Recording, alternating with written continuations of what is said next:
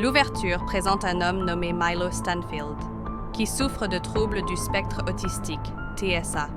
Il se tient dans une rue du New Jersey, observant une femme dans une boutique de fleurs. Tout en surveillant, il effectue également des calculs complexes concernant le timing des événements autour de lui. Milo note l'arrivée d'un bus, un trou dans la chaussée, un artiste de rue et un cycliste pressé. Après ces observations, il traverse la rue et place stratégiquement un stylo sur le dessus d'une boîte aux lettres près du trou. Peu après, sa chaîne de réaction planifiée se met en marche. Un taxi passe sur le trou, éclaboussant l'eau sur le stylo, qui tombe au sol. Cela attire l'attention de l'artiste de rue, qui s'approche pour ramasser le stylo. Au même moment, le cycliste heurte l'artiste, provoquant sa chute contre la boîte aux lettres et le renversant sur un stand de fruits. Le chaos s'ensuit, détournant l'attention de tous, y compris celle de Bruce. Ce dernier ne remarque pas le feu rouge et renverse la femme, la tuant sur le coup. Milo s'éloigne alors de la scène, satisfait que son plan ait réussi.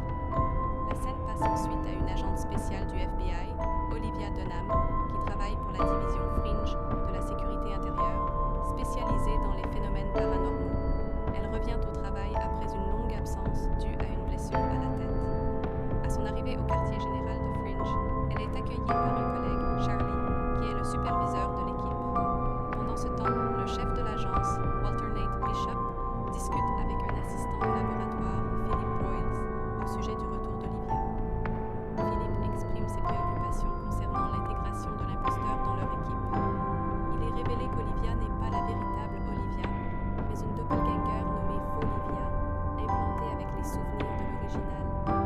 Walter Nate explique qu'elle était la seule capable de voyager entre les univers simultanés, et il souhaite comprendre comment. Il déclare qu'il ne peut l'intégrer quand elle appartient ici. Philippe s'interroge sur le sens de l'univers si son identité ne tient pas, ce à quoi le chef répond qu'elle ne sera pas nécessaire pour son travail.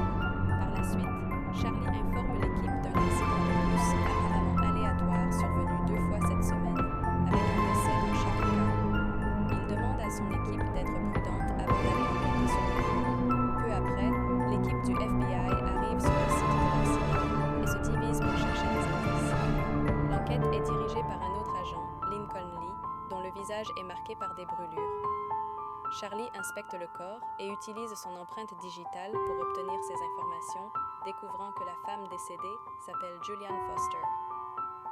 Pendant ce temps, Olivia interroge le conducteur du bus, qui est bouleversé par l'incident, n'ayant jamais frappé même un oiseau auparavant. Simultanément, l'agent